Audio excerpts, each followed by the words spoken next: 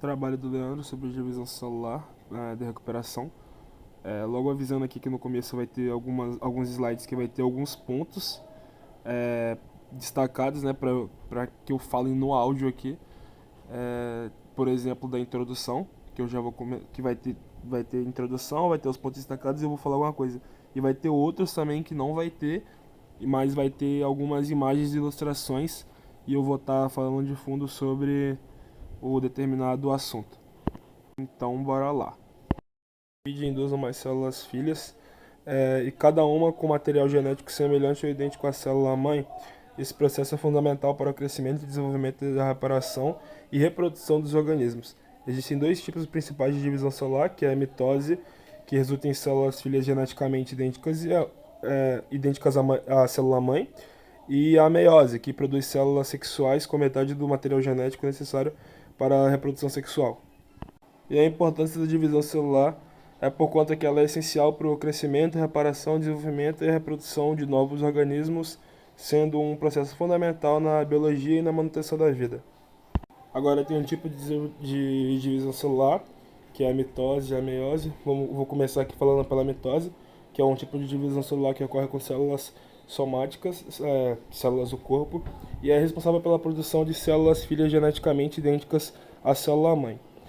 Ela é fundamental para o crescimento, a reparação e renovação dos tecidos do organismo, e a mitose é dividida em quatro fases principais, que é a prófase, a metáfase, a anáfase e a telofase, seguidas da citocinese, que já é uma divisão do citoplasma.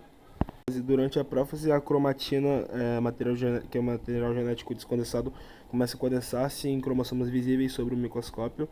O envoltório nuclear ao redor do núcleo começa a desaparecer e os centríolos, que são as estruturas especializadas, se movem para os polos opostos das células e começam a formar fibras de fuso que ajudarão na separação dos cromossomos. Metáfase.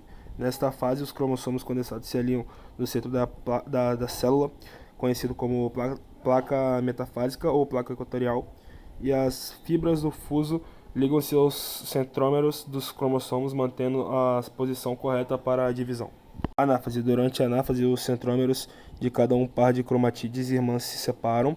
As cromatídeos irmãs são puxadas em direções opostas para os polos da célula pela concentração das fibras de fuso, e isso garante que cada célula filha receba uma cópia exata do material genético. Telófase. Na telófase, os cromossomos alcançam os polos opostos das células. A cromatia que havia se condensado em cromossomos começa a descondensar-se novamente e o envoltório nuclear começa a se reformar ao redor do conjunto de cromossomos de cada polo, resultando em duas novas membranas nucleares. Após a telofase, ocorre a citocinese, que é a divisão do citoplasma levando à formação de duas células filhas independentes, cada uma com núcleo completo e material genético idêntico à da célula-mãe. Esse processo de mitose assegura que as células resultantes sejam geneticamente idênticas e essenciais para o crescimento e manutenção dos tecidos no organismo. Meiose. A meiose é um processo de divisão celular especializado que ocorre em células germinativas, células envolvidas na reprodução, e é responsável por reduzir o número de cromossomos pela metade, produzindo células sexuais haploides com metade do número de cromossomos de uma célula somática. A meiose é crucial para a reprodução sexual e contribui para a variabilidade genética, e ela é dividida em duas divisões, a meiose 1 e a meiose 2, cada uma com fases específicas. Meiose 1 para a fase 1. Durante a prófase 1, os cromossomos homólogos, os cromossomos pareados semelhantes, se aproximam e se aparelham em um processo chamado de sinapse. Isso seguido pela recombinação genética, conhecido como crossing over, onde partes dos cromossomos homólogos podem ser trocadas, aumentando a variabilidade genética, e os centríolos e os fusos meióticos também se formam. Metáfase 1. Os cromossomos homólogos alinhados se posicionam ao longo da placa metafásica, mas não se emparelham exatamente. Os cromossomos ainda em sua forma duplicada, consistindo em duas cromatídeos irmãs. Anáfase 1. Os cromossomos homólogos são separados, puxados para os lados opostos das células. Cada célula resultante da meiose 1 agora haploide não duplicada e contém metade do número dos cromossomos originais. Telófase 1. Os cromossomos alcançam os polos opostas da célula e o envelope nuclear pode se formar novamente ao redor dos cromossomos. A célula passa pela citocinese, dividindo-se em duas células filhas, cada uma com a metade do número de cromossomos da célula original. Meiose 2. Essa fase da meiose 2 é semelhante à fase correspondente da mitose, mas ocorre nas células haploides resultantes na meiose 1. Então, bora lá. Para a fase 2, os cromossomos condensam novamente e as membranas nucleares desaparecem. Na metafase 2, os cromossomos se alinham aos longos da placa metafásica. Na fase 2, os cromatídeos irmãs são separadas e puxadas para os polos opostos. E na telofase 2, os cromossomos alcançam os polos das membranas nucleares e se formam ao redor do conjunto dos cromossomos. Em seguida, acontece a citocinese, formando 4 células haploides no total, e cada uma com um conjunto único de cromossomos. A meiose, basicamente, ela vai resultar na formação das células sexuais haploides, espermatozoides nos machos e óvulos nas fêmeas, que quando se unem durante a fertilização, instauram o número diploide de cromossomos em um novo organismo, garantindo variabilidade genética. Agora então, Leandro, lembra que eu falei das imagens? Ela vai vir literalmente agora, que vai ter as imagens da mitose e da meiose.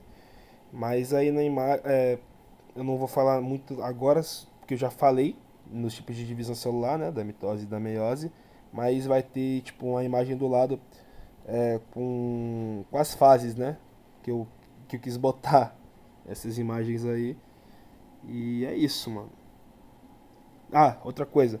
Também desculpa por eu ter falado rápido pra caramba, por conta que era muita informação e você pediu um vídeo de 10 minutos. Tá, mas agora tirando isso tudo, bora lá pro ciclo celular. Ciclo celular. Ciclo celular é um processo pelos quais as células se dividem e se reproduzem, e ele é dividido em várias fases distintas, como os pontos de controle que regulam o avanço do ciclo. E as principais fases desse ciclo é a G1, a S, a G2 e a M. Fase G1. No início do ciclo, a célula está em repouso e executando funções metabólicas normais. Durante essa fase, a célula cresce e acumula energia para a divisão subsequente, e o primeiro ponto de controle da G1, o checkpoint, ocorre aqui, onde a célula é verificada quanto o dano do DNA e outras condições antes de entrar na fase S. Fase S, que é a síntese. Nessa fase, a célula replica seu DNA, cada cromossomo é duplicado e formado duas cromatídeos irmãs idênticas. E a célula agora possui o dobro de DNA em comparação com o início da fase S.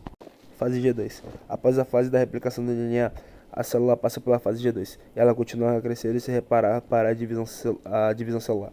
Segundo o ponto de controle, a G2 checkpoint, verifica novamente se o DNA está sendo replicado corretamente e se a célula está pronta para entrar na fase M.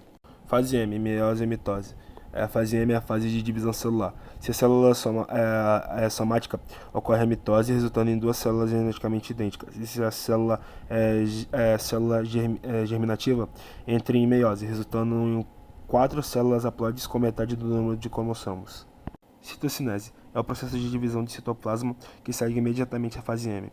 Em células animais ocorre a formação de um suco de citocinese, levando à separação de duas células filhas. Em células vegetais, uma parede celular se forma no centro da célula para separar as células filhas. Pontos de controle localizados na fase G1 e G2, na entrada da fase M, são essenciais para prevenir a divisão celular inadequada e a proliferação celular descontrolada, que pode levar a doenças como câncer e que garantem que o DNA esteja intacto para a replicação que tenha ocorrido corretamente e que a célula esteja pronta para prosseguir e que esses pontos de controle detectaram os problemas. As células podem entrar em um estado de pausa, a fase G0, ou passa por reparos antes de continuar o seu ciclo celular. Infelizmente é isso, né? Consegui de básico. Leandro, desculpa aí por conta que eu falei rápido pra caramba. Quis querer um vídeo de 10 minutos e eu não queria estourar o tempo. Mas se pudesse estourar o tempo, com certeza teria feito um vídeo muito mais explicativo também. Muito mais. Eu falando normal, né? Como gente, não como um cavalo, né? Falando rápido pra cacete, igual o Flash, sei lá. É isso, mano. Valeu.